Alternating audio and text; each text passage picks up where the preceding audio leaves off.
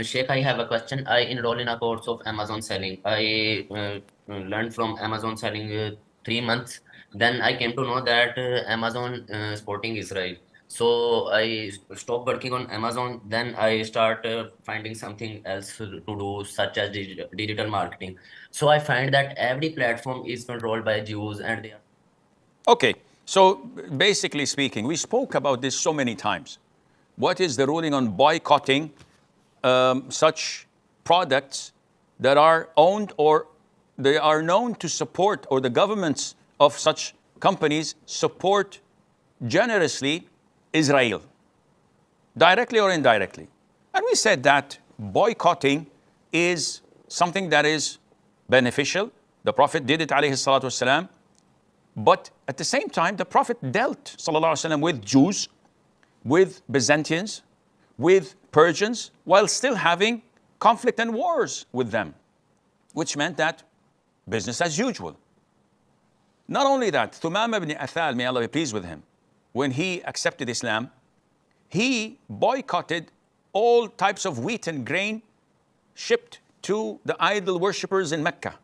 So they felt the pressure and they were in deep need of such wheat and grain.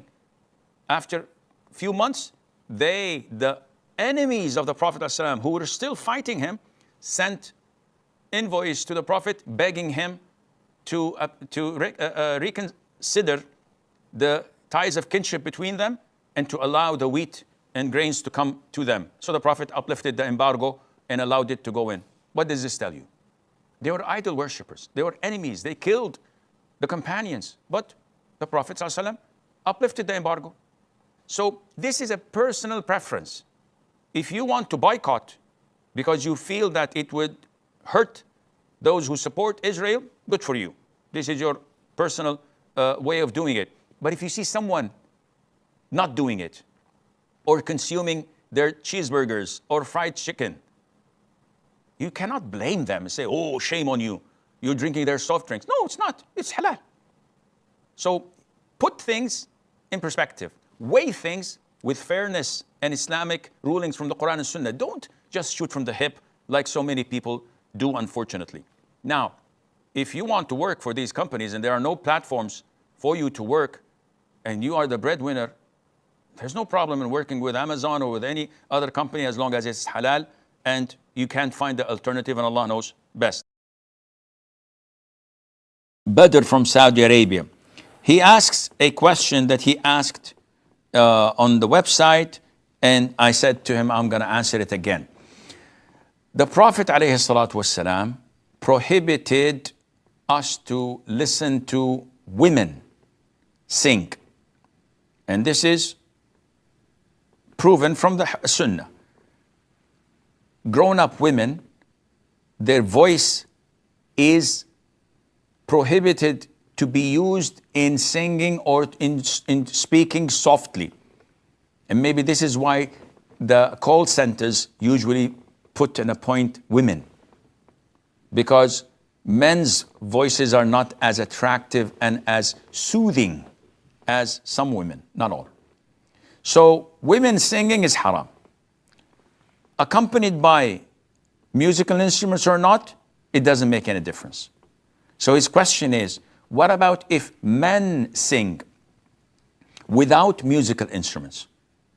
Of course, if it's without musical instruments, we have no problem, because musical instruments are prohibited on their own. So it is not necessary to be accompanied by lyrics or someone singing. Listening to Beethoven, Mozart, or whatever alone is haram, without any singing or lyrics.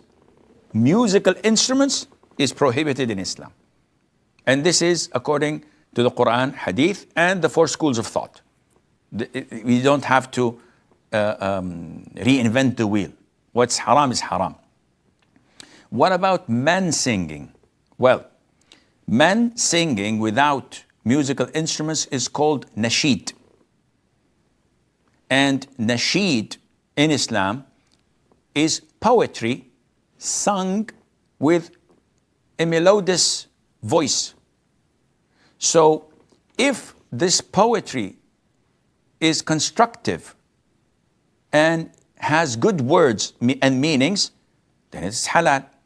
If it is destructive and had vulgar words and bad meanings, it's haram. So if a man comes and sings a song praising jihad, praising Allah, praising being generous and courageous, praising being good to your parents, all of this is okay. No, there's no problem in that. The Prophet ﷺ, whenever he traveled, there was a man called Anjasha, and he used to lead the camels that the mothers of the believers used to ride. So in order to make the camels stride faster, he used to sing them poetry. But sometimes the tempo was so fast that the camels ran a little bit quickly. So the Prophet used to say to him, alayhi salatu wasalam, Ya anjasha ruwaydaka al-qawarir. Yani take it easy with the delicate cargo you are leading, because such striding in a fast pace would probably harm the ladies. So this was an indication that Anjasha was doing what is known as hida, which is saying poetry with a melodious tone, and Allah Azza wa Jal knows best.